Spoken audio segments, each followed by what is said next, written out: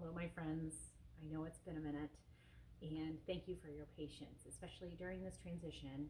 Many of you who follow me know that my life has transitioned a lot in the last 6 months, basically from shutting down my store and transitioning into my personal life. And I just wanted to come back. I was ready to come back. One of the things that I have found working in this industry is that I never want someone, what I want to constantly teach people is that you have the answers within you. It's okay to come to YouTube and look at your favorite reader or connect with your favorite reader and or energy coach or whatever you're into and get inspiration. But I would never want any of you to depend on what I'm putting out in front of you.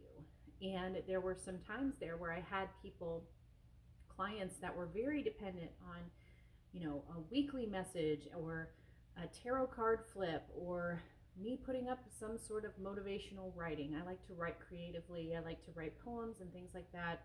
And there were times there where people, and when I look at that, not only is it me looking at them, but then me also feeling some sort of responsibility.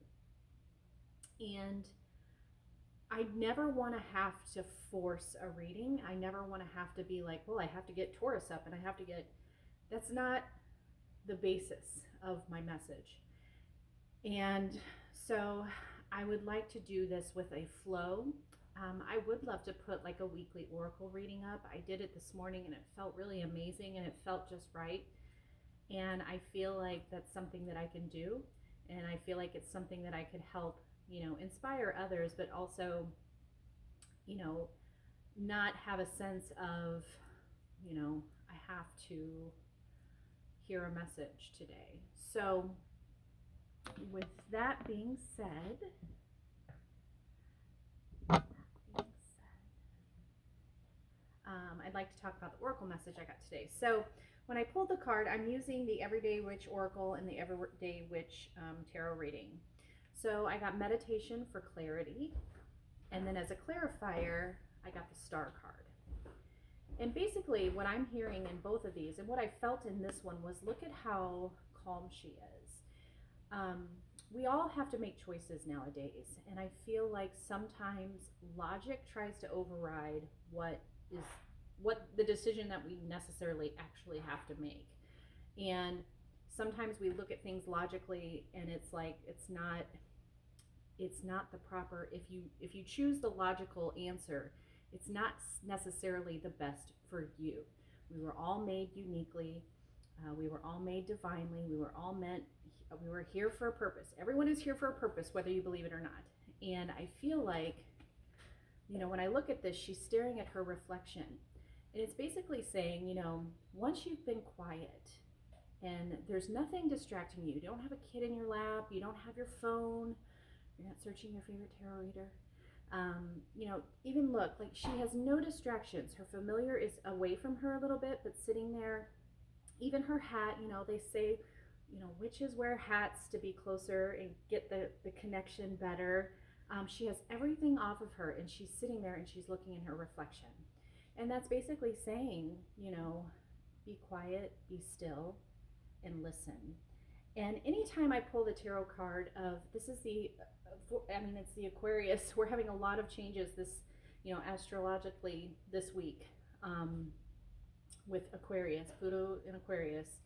And basically it's saying, have hope. Every time I pull this card, it's a reminder to have hope and to connect with your higher self, your God, your goddess, whatever it is that inspires you to do and be better. So, again, I think this is just a clarification of, make sure you're looking in the mirror. Make sure you're being honest with yourself too. I think sometimes when we evaluate a situation that it's affecting us personally or affecting our lives, we can tend to be judgy McJudgerson, right? And so I have to make this decision and it's very black and white and this person is this way and I am this way and that's that. But I feel like sometimes we get to be judgy McJudgerson on the other factors, and we're not making things making the decision clearly, right? Sometimes I ask myself, like, what would Mary do? Jesus' mother, what would Mary do? And so I think, and sometimes when I ask, what would Mary do? I think, what would the Divine Mother do?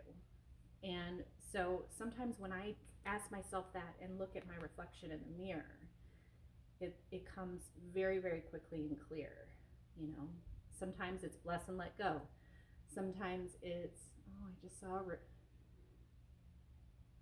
it's a hawk. So if a hawk is your animal, this message is for you. Sometimes you got to bless and let go. Sometimes it's not even about like blessing and cutting off. It's more about, just distance and having distance from any external factors. But the main focus of this week should be, look at exactly what's clear and present with you. When I look at this card, you can see she's got one hand into the sky. She's got one hand connected to water. The sky to me is like the heavens. Water is always emotions. And typically this woman has one foot on the earth, which is our physical things, and then one in the water, which is our emotions. So it's almost like having that divine connection of, I'm with spirit, I'm here on earth, and what am I exactly feeling, even in our intuition. So this is just a reminder. Maybe take some time, be quiet, think about what happened the day before, write it out, think about what can happen today, write it out, and move forward along with your week. I wish you all a good, positive week, regardless of what's happening. Sometimes I feel like we need to distance ourselves from media, and I wish you a week of knowing. Have a wonderful week. Talk to you later. Toodaloo.